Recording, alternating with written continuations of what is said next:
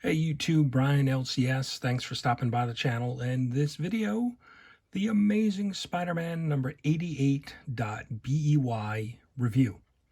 So if you are unfamiliar with the dot issues, they are typically side stories. So we've seen this a few times in the current run of Amazing Spider-Man where you have a, 88, issue 88, and then you have this dot issue. And so we've seen it a few times with in the 70 in issues in the mid 70s and basically throughout the run. So what it typically means, it's not the main storyline, and it's kind of a side story that ties in. So that's what that means if you were not aware. I recently learned that getting back into comic books and then understanding what the dot storyline meant. So here we are. So this is Amazing Spider-Man, like I said, 88.BEY, and it is certainly a side story. It's a story that ties in the Slingers. So if you're unfamiliar with them, because I was, they are from kind of the Ben Reilly storyline from years ago. And so there are 4 members of the Slingers, Hornet, Dusk, Ricochet, and Prodigy. In this story, we only have 3 of the characters from the Slingers, Hornet, Dusk, and Ricochet. And so this ties into the Beyond Corporation. So let's kind of jump in to the storyline. This is a story written by Jeffrey Thorne and artist, and I apologize, I'm probably going to mess these names up, Jan Baldulas and Jim Tao. So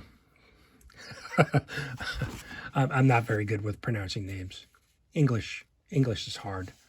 So the story kind of opens up with a little flashback from another storyline that was recently in Marvel books, King in Black, and so it kind of ties into that storyline.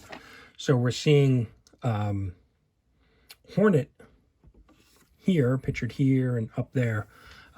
He was tied into the King in Black story.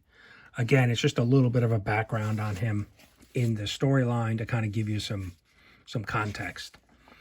So we see the first few pages from that storyline, and then we come to present day. And so the Hornet character is talking with his wife or his girlfriend, and they're kind of reviewing some things.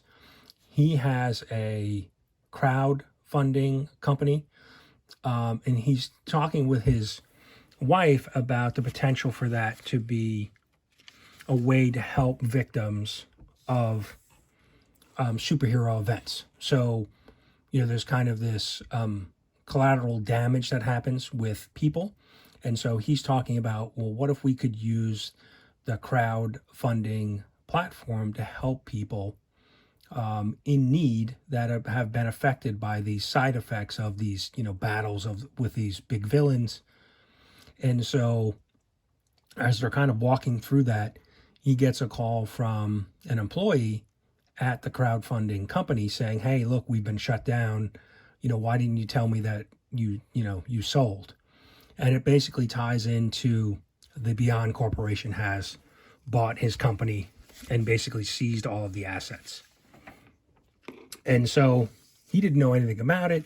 He goes and talks to his lawyer, and his lawyer basically explains, look, everything happened so quick, and, Beyond has acquired it, and everything is, legal and on the up and up, but you're going to be hit with a generous payout. So $15 million payout for this company. And then as he's discussing this with his wife again, they realize that something's not right, because even all of the employees got a generous package, and basically Beyond paid way over value for the crowdfunding company. And so Hornet goes on a mission to kind of figure out and retrieve some of the data, because they seized all of his data. And so they kind of figure something's fishy going on here, and that why would Beyond overpay for their company. And so he goes in and steals the data, and so him and his wife are basically going to go through it and try to figure out, what's going on here. There must have been something that Beyond was after beyond just this crowdfunding company. They could have certainly spun up their own crowdfunding company. And then we introduce Dusk. She's here. So she comes to Hornet's house or apartment and is basically saying, hey, look, one of the other members of the Slingers, Ricochet, has gone missing, and I know Beyond is up to something here. And so after some back and forth, they decide that they are going to actually go and try to investigate this a little bit further. And they dig through some of the files, and based on some of the information that Dusk had provided, they kind of have a location that they can go look. And so they do run into that, they do go to that location and then realize that it is a Beyond corporation site, or another company that Beyond has bought. And so with some investigation, they see that there's a force field around this location, and it seems very initially like an abandoned place, but there's more to it. And so they investigate, and then ultimately find that there's an area that is being hidden, and they get into that area and realize that there's some type of training or some event that's happening here.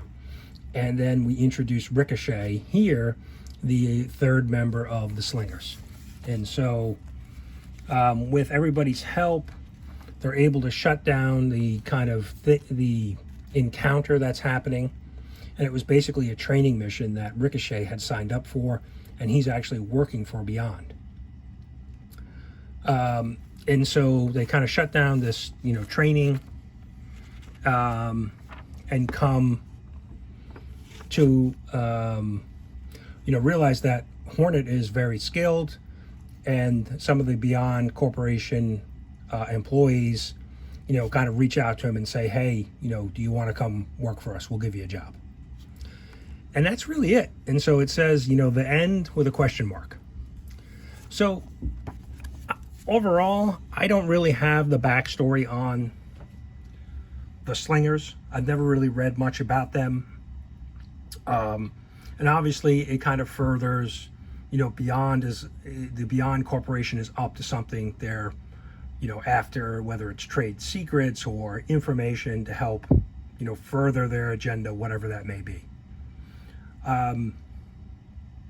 So I really think that this is kind of tying into the kind of solo Ben Reilly story that I think we will get in the near future, and that they're kind of bringing back or rehashing some of the tie-ins that were in some of the previous history with Ben Reilly. So again, this is a side story. No Peter Parker in this at all. No even Ben Reilly in this. So Amazing Spider-Man title without any of the Amazing Spider-Mans in it right now. So overall, again, if I'm looking at my 5-web rating system, 1 web being not so good and 5 being outstanding, the fact that I didn't have a lot of the background information on these characters, and there's a lot of tie-ins to previous events, I'm really going to go with a one web for this one. I'm not really sure how it moves the Beyond story and story arc forward. Maybe the information that was in this book will pay off in the future, but these side stories really feel like a money grab, and they could really be probably told in a few pages in the main storyline. I'm not sure this bit of story warranted a whole book, a whole issue. So that's it, guys. Let me know what you think. Are you reading this, or do you kind of pick up these side stories? I know this is classic, comic book, storyline that has a bunch of tie-ins to the main story so that they can further introduce characters and sell more books. I get it, but I just, Spider-Man, Amazing Spider-Man is their Marvel's, top of the line seller and story character. I don't know why they keep trying to mess with it. I guess, ultimately maybe it comes down to money. So thanks for watching. Let me know what you think. Drop a comment. Let me know what you think about the review, or if you're reading the storyline, what do you think about the side stories and the overall story of Spider-Man in this kind of beyond story arc. So thanks, guys. Thanks for watching. We'll see you next review.